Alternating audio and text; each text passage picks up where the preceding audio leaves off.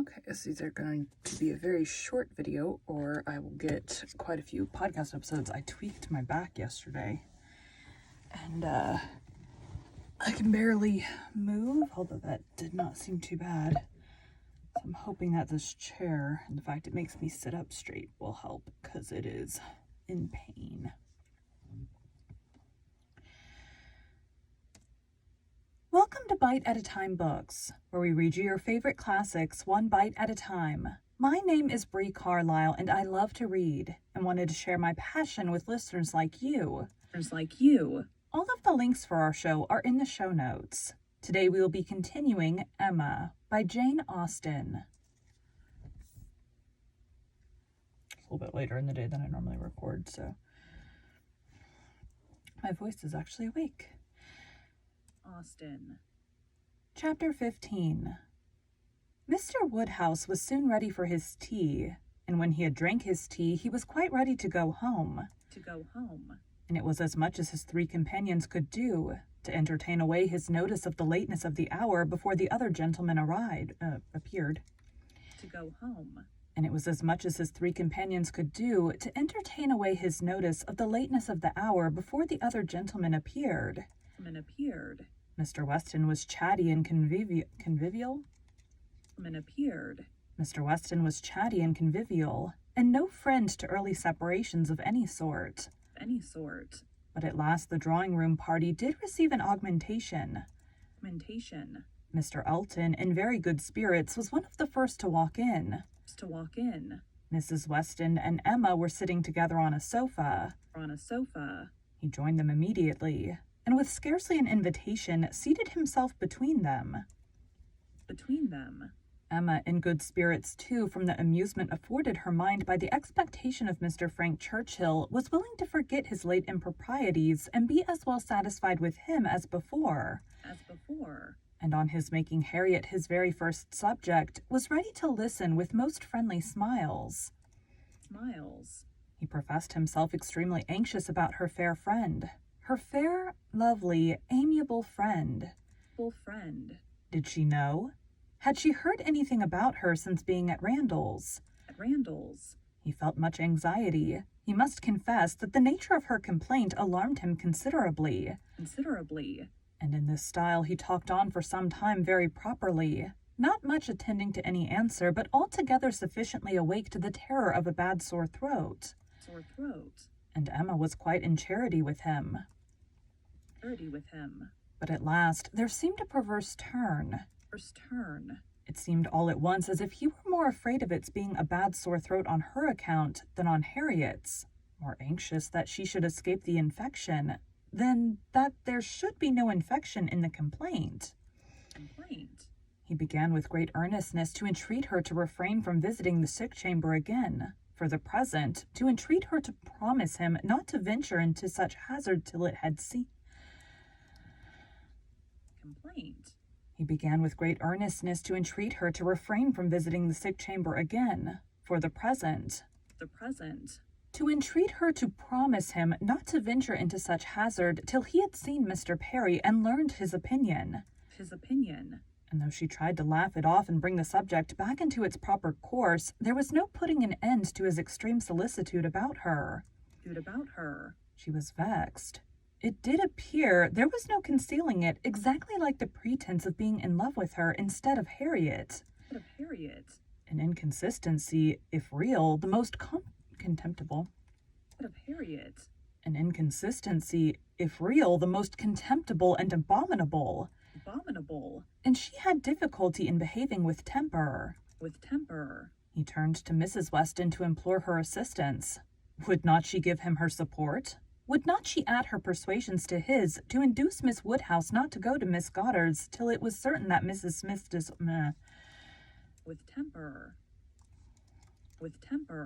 He turned to Mrs. Weston to implore her assistance. Would not she give him her support?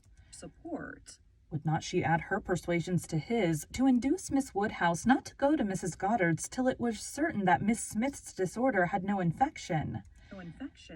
He could not be satisfied without a promise. Would not she give him her influence in procuring it? So scrupulous for others, he continued, and yet so careless for herself. For herself. She wanted me to nurse my cold by staying at home today, and yet will not promise to avoid the danger of catching an ulcerated sore throat herself. Herself. Is this fair, Mrs. Weston? Judge between us, have not I some right to complain? I am sure of your kind support and aid. Support and aid. Emma saw Mrs. Weston's surprise and felt that it must be great at an address which, in words and manner, was assuming to himself the right of first interest in her. And as for herself, she was too much provoked and offended to have the power of directly saying anything to the purpose. She could only give him a look. But it was such a look as she thought must restore him to her senses, and then left the sofa, removing to a seat by her sister and giving her all her attention.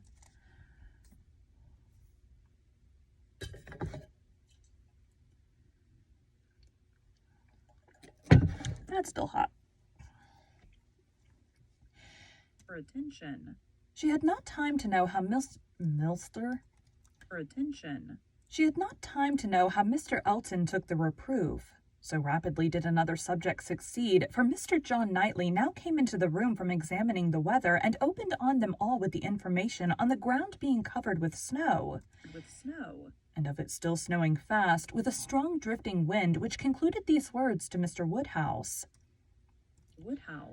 This will prove a spirited beginning of your winter engagement, sir. Something new for your coachman and horses to be making their way through a storm of snow. Poor Mr. Woodhouse was silent from consternation, but everybody else had something to say. Everybody was either surprised or not surprised, and had some question to ask, or some comfort to offer. Mrs. Weston and Emma tried earnestly to cheer him and turn his attention from his son-in-law, who was pursuing his triumph rather unfeelingly. I admired your resolution very much, sir, said he, in venturing out in such weather, for of course you saw there would be snow very soon. Everybody must have seen the snow coming on. I admired your spirit, and I dare say we shall get home very well. Another hour or two snow can hardly make the road impassable, and we are two carriages. If one is blown over in the bleak part of the common field, there will be another at hand. I dare say we shall be all safe at Hartfield before midnight. Mr. Weston, with triumph of a different sort, was confessing that he had known it to be snowing some time, but had not said a word, lest it should make Mr. Woodhouse uncomfortable, and be an excuse for his hurrying away. As to there being any quantity of snow fallen or likely to fall to impede their return, that was a mere joke. He was afraid they would find no difficulty. He wished the road might be impassable, that he might be able to keep them all at Randalls, and with the utmost goodwill was sure that accommodation might be found for everybody, calling on his wife to agree with him, that with a little contrivance everybody might be lodged. Which she hardly knew how to do from the consciousness of there being 2 spare rooms in the house. What is to be done, my dear Emma? What is to be done? Was Mr. Woodhouse's first exclamation, and all that he could say for some time. To her he looked for comfort, and her assurances of safety. Her representation of the excellence of the horses, and of James, and of their having so many friends about them, revived him a little. His eldest daughter's alarm was equal to his own. The horror of being blocked up at Randalls while her children were at Hartfield was full in her imagination. And fancying the road to be now just passable for adventurous people, but in a state that admitted no delay, she was eager to have it settled.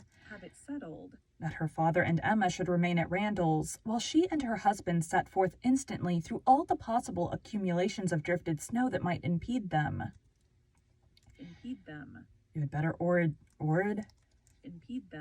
You had better order the carriage directly, my love, said she. I dare say we shall be able to get along if we set off directly. And if we do come to anything very bad, I can get out and walk. I am not at all afraid. I should not mind walking half the way. I could change my shoes, you know, the moment I got home, and it is not the sort of thing that gives me cold. Indeed, replied he. And my dear Isabella, it is the most extraordinary sort of thing in the world, for in general everything does give you cold. Walk home. You are prettily shod for walking home. I dare say it will be bad enough for the horses.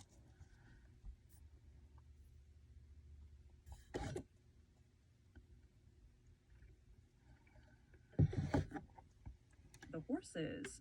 Isabella turned to Mrs. Weston for her approbation of the plan. Of the plan. Mrs. Weston could only approve. Only approve. Isabella then went to Emma, but Emma could not so entirely give up the hope of their being all able to get away, and they were still discussing the point when Mr. Knightley, who had left the room immediately after his brother's first report of the snow, came back again and told them that he had been out of doors to examine and could answer for there not being the smallest difficulty in their getting home whenever they liked it, either now or an hour hence. He had gone beyond the sweep. Some way along the Highbury Road, the snow was nowhere above half an inch deep, in many places hardly enough to whiten the ground. A very few flakes were falling at present, but the clouds were parting, and there was every appearance of its being soon over. He had seen the coachman, and they both agreed with him in there being nothing to apprehend. To Isabella, the relief of such tidings was very great, and they were scarcely less acceptable to Emma on her father's account, who was immediately set as much at ease on the subject as his nervous constitution allowed. But the alarm had been But the alarm that had been raised could not be appeased so as to admit of any comfort for him while he continued at Randalls. He was satisfied of there being no present danger in returning home, but no assurances could convince him that it was safe to stay. And while the others were variously urging and recommending, Mr. Knightley and Emma settled in a few brief sentences thus. Your father will not be easy. Why do you not go? I am ready if the others are. Shall I ring the bell? Yes, do. And the bell was rung, and the carriages spoken for. A few minutes more, and Emma hoped to see one troublesome companion deposited in his own house, to get sober and cool, and the other recover his temper and happiness when this visit of hardship were over. The carriage came, and Mr. Woodhouse, always the first object on such occasions, was carefully attended to his own way by Mr. Knightley and Mr. Weston. But not all that either could say could prevent some renewal of alarm at the sight of the snow which had actually fallen, and the discovery of a much darker night than he had been prepared for. He was afraid they should have a very bad drive. He was afraid poor Isabella would not like it. And there would be poor Emma in the carriage behind. He did not know what they had best to do. They must keep as much together as they could. And James was talked to and given a charge to go very slow and wait for the other carriage. Isabella stepped in after her father. John Knightley, forgetting that he did not belong to their party, stepped in after his wife very naturally. So that Emma found, on being escorted and followed into the second carriage by Mr. Elton, that the door was to be lawfully shut on them, and that they were to have a tete-a-tete drive. It would not have been the awkwardness of a moment. It would have been rather a pleasure previous to the suspicions of this very day. She could have talked to him of Harriet, and the 3/4 of a mile would have seemed but one. But now, she would rather it had not happened. She believed he had been drinking too much of Mr. Weston's good wine, and felt sure that he would want to be talking nonsense.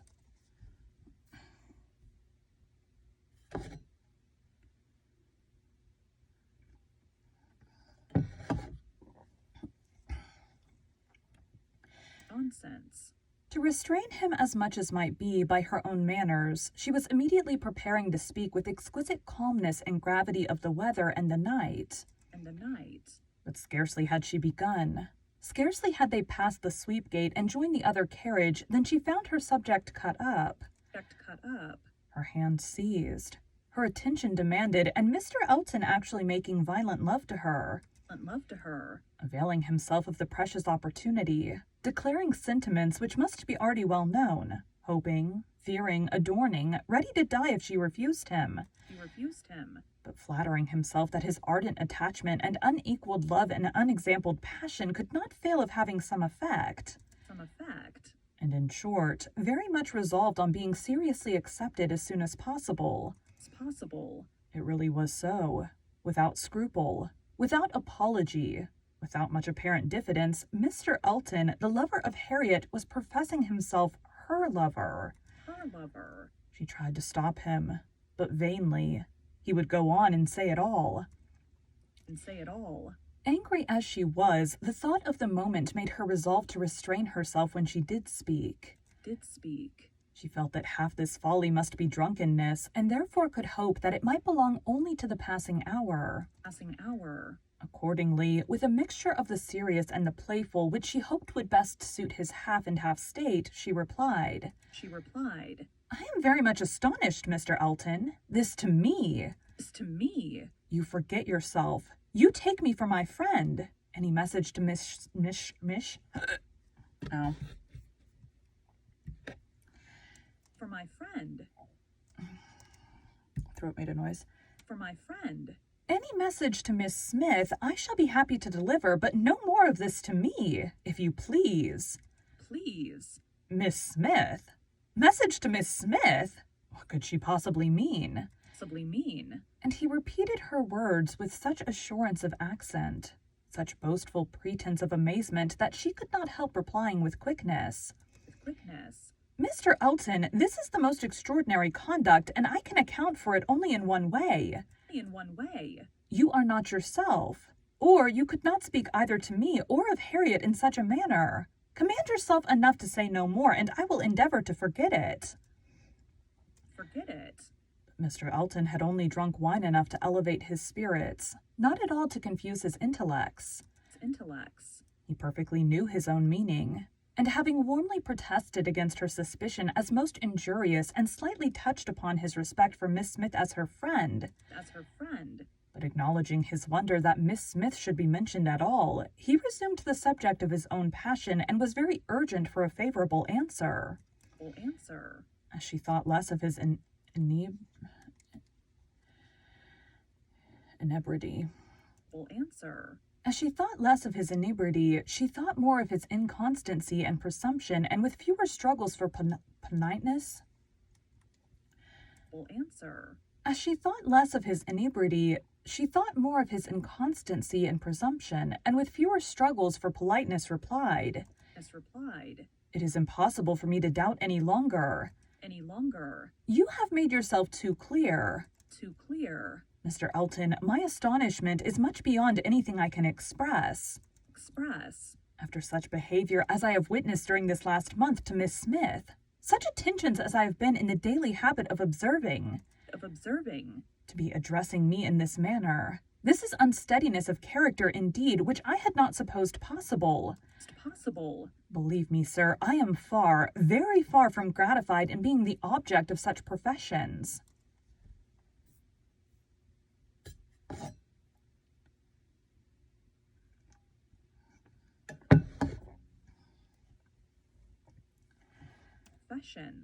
Good heaven, cried Mr. Elton. What can be the meaning of this? Miss Smith? I never thought of Miss Smith in the whole course of my existence. Never paid her any attentions but as your friend. Never cared whether she were dead or alive, but as your friend. If she has fancied otherwise, her own wishes have misled her, and I am very sorry. Extremely sorry. But Miss Smith, indeed. Oh, Miss Woodhouse, who can think of Miss Smith when Miss Woodhouse is near? No, upon my honor, there is no unsteadiness of character. I have thought only of you. I protest against having paid the smallest attention to anyone else. Everything that I have said or done for many weeks past has been with the sole view of marking my adoration of yourself. You cannot really seriously doubt it. No, in an accent meant to be insinuating. I am sure you have seen and understood me. It would be impossible to say what Emma felt on hearing this, which of all her unpleasant sensations was uppermost. She was too completely overpowered to be immediately able to reply, and 2 moments of silence being ample encouragement for Mr. Elton's sanguine state of mind. He tried to take her hand again as he joyously exclaimed, Charming Miss Woodhouse, allow me to interpret this interesting silence. It confesses that you have long understood me. No, sir, cried Emma, it confesses no such thing. No such thing. So far from having long understood you, I have been in a most complete error with respect to your views till this moment. This moment. As to myself, I am very sorry that you should have been giving way to any feelings. Nothing could be further from my wishes. My wishes. Your attachment to my friend Harriet, your pursuit of her, pursuit it appeared, gave me great pleasure, and I have been very earnestly wishing you success. Success. But had I supposed that she were not your attraction to Hartfield, I should certainly have thought you judged ill in making your visits so frequent. So frequent. Am I to believe that you have never sought to recommend yourself particularly to Miss Smith? That you have never thought seriously of her? Seriously of her? Never, madame, cried he, affronted in his turn. Never, I assure you. I assure you. I think seriously of Miss Smith. Miss Smith is a very good sort of girl, and I should be happy to see her respectably settled. Respectably settled. I wish her extremely well, and no doubt there are men who might not object to. Everybody has their level. As their level. But as for myself, I am not, I think, quite so much at a loss. At a loss. I need not so totally despair of an equal alliance as to be addressing myself to Miss Smith. Miss Smith. No, madame. My visits to Hartfield have been for yourself only, and the encouragement I received. I received. Encouragement? I give you encouragement? Sir, you have been entirely mistaken in supposing it. Supposing it. I have seen you only as the admirer of my friend. In no other light could you have been more to me than a common acquaintance. An acquaintance. I am exceedingly sorry, but it is well that the mistake ends where it does. Had the same behavior continued, Miss Smith might have been led into a misconception of your views. Of your views. Not being aware, probably any more than myself, of the very great inequality which you are so sensible of. Sensible of. But as it is, the disappointment is single, and I trust will not be lasting. I have no thoughts of matrimony at present.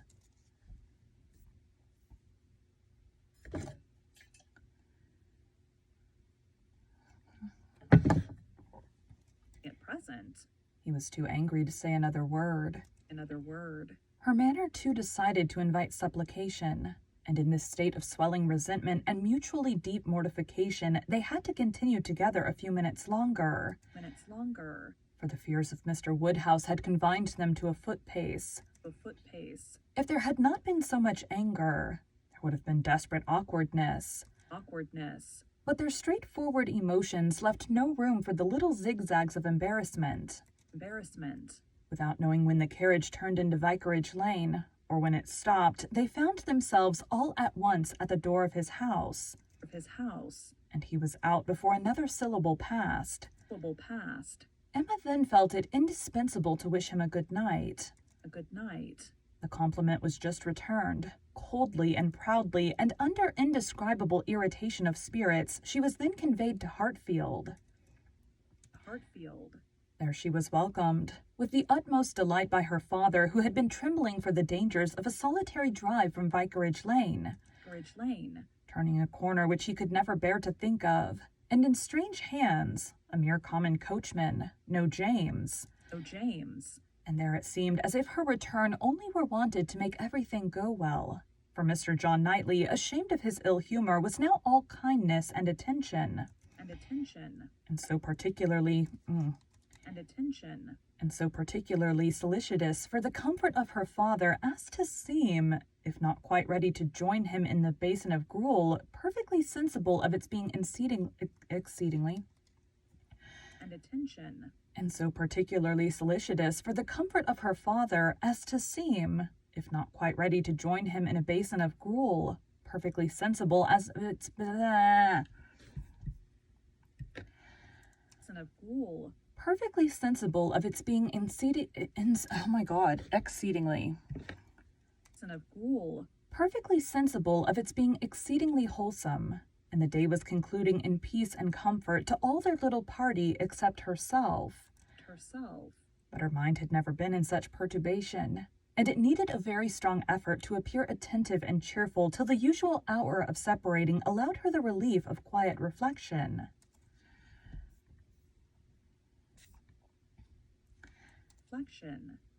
Thank you for joining Bite at a Time Books today, while we read a bite of one of your favorite classics. All of the links for our show are in the show notes. The show notes. We are part of the Bite at a Time Books Productions Network. If you ever wondered what inspired your favorite classic novelists to write their stories, what was happening in their lives or the world at the time, check out Bite at a Time Books, Behind the Story, Tuesdays wherever you listen to podcasts. Again, my name is Bree Carlisle, and I hope you come back tomorrow while we take the next bite of Emma. I think my next one... Oh. I think my next one's a Behind the Story. Chapter 15. Oh no, chapter 16.